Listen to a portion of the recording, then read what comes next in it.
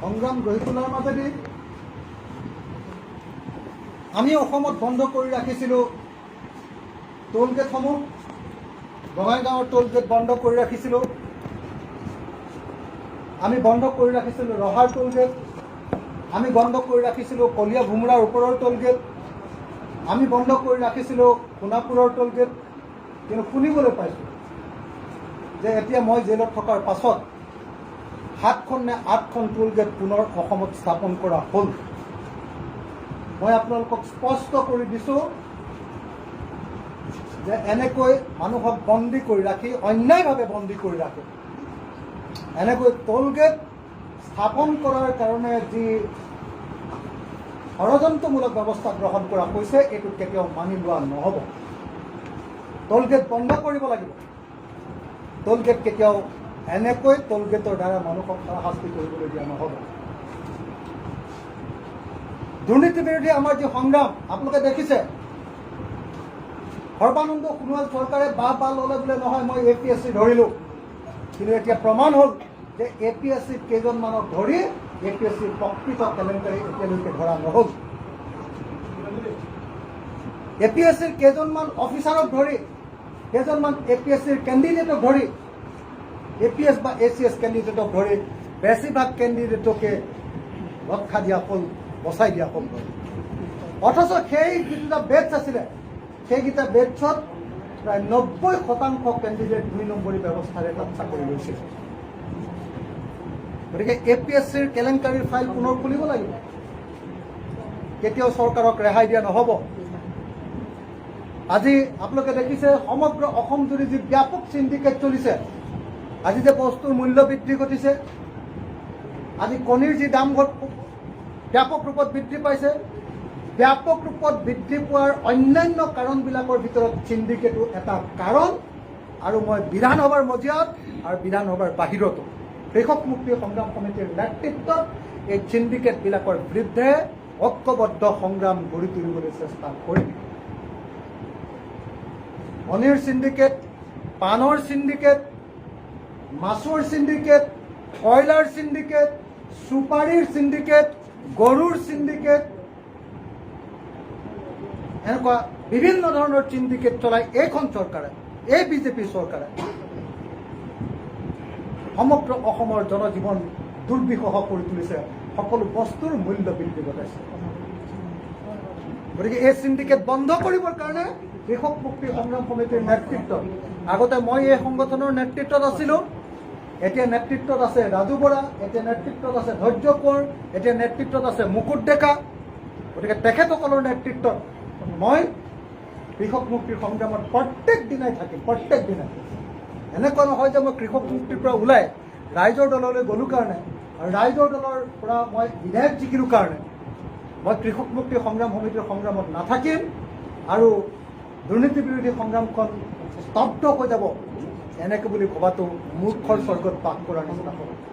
মই আকৌ এবাৰ চৰকাৰক সকীয়াই দিছোঁ, দুৰ্নীতি বন্ধ হ'ব লাগিব, মূল্য বৃদ্ধিৰ হ্ৰাস পাব লাগিব। আৰু আটাইতকৈ ডাঙৰ কথা, অহা 3 মাহ মোৰ কাৰণে এটা অভিযান বা মিছন হিচাপে কেৱল এটাই কাম কৰিম, বিধানসভাতো কৰিম, বাহিৰতো কৰিম, সেইটো হ'ল লকডাউন আৰু কৰোণা মহামাৰীৰ কাৰণে ক্ষতিগ্ৰস্ত প্ৰত্যেকটো পৰিয়ালক ক্ষতিপূৰণ দিয়াৰ কাম। আজি কেব চালকসকল বিধ্বস্ত হৈ গৈছে, আজি অটো চালকসকল বিধ্বস্ত হৈ গৈছে, আজি বাছ চালকসকল বিধ্বস্ত হৈ গৈছে।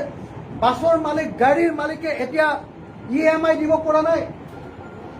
আজি ৰিক্সা চালক, আজি ই-ৰিক্সা চালকে নিজৰ পৰিয়াল চলাব পৰা নাই। আজি শিল্পীসকলে পৰা নাই, আজি এডভোকেটসকলে পৰা নাই, আজি থিয়েটাৰ শিল্পীসকলে পৰা নাই, আজি কৃষকসকলে খুৱাব পৰা নাই নিজৰ পৰিয়ালক। সমগ্ৰ অসমত আমি দেখিবলৈ পাইছোঁ,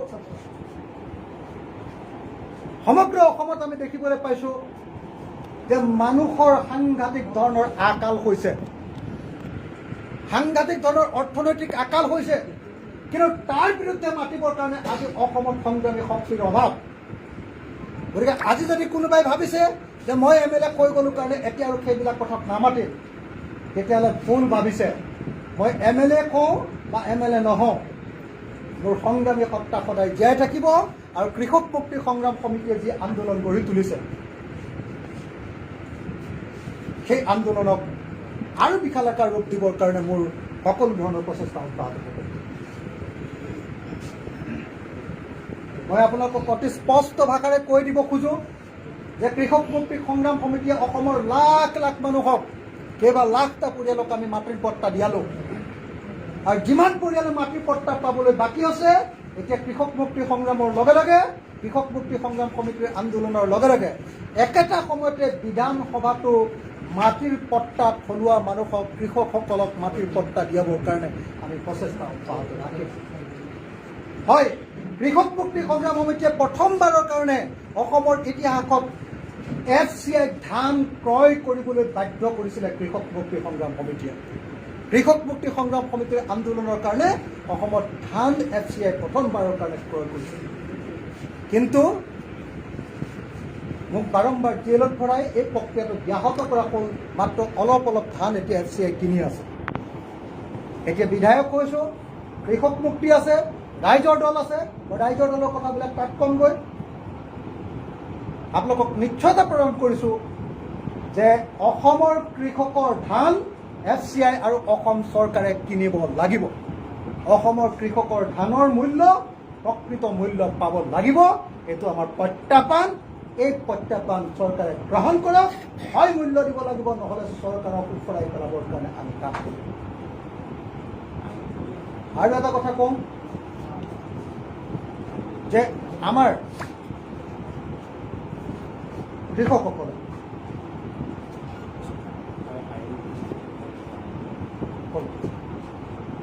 আৰু মই আপোনালোকক আৰু এটা কথা কওঁ যে যেনেকৈ FCI ধান ক্ৰয় বা চৰকাৰে ধান ক্ৰয় উচিত মূল্য প্ৰদান, ঠিক তেনেকৈ আমাৰ এটা প্ৰধান দাবী হ'ল কৃষকৰ সাৰৰ মূল্য সাংঘাতিক ধৰণে মানে ব্লেক মাৰ্কেটিং কৰি দাম বৃদ্ধি কৰা হৈছে আৰু এইটো হ্ৰাস কৰিবৰ কাৰণে ব্যৱস্থা গ্ৰহণ কৰিব।